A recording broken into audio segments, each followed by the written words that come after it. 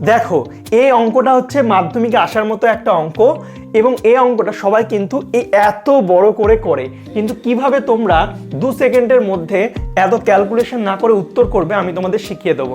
তো দেখো অঙ্কটা হচ্ছে a/3 = b/4 = c/7 হলে a + b + c/c এর মানটা কত হবে।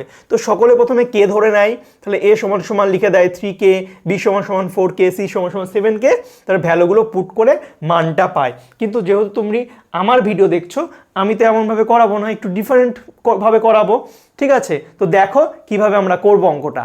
তো তোমরা কি করবে, ডাইরেক্ট হচ্ছে এখানটায় মানটা বসিয়ে দেবো আমরা। দেখো এখানে a/3 আছে, তো a এর নিচে যেটা থাকবে সেটা তার মান। a এর নিচে 3 আছে তো এখানটা হচ্ছে a এর মান 3, b এর নিচে 4 আছে তো b এর মান 4, c এর নিচে 7 আছে তো c এর মান হচ্ছে 7 হয়ে যাবে। তো a এর মান হচ্ছে 3, b এর মান 4 এবং c এর মান হচ্ছে 7 এবং c আছে 7।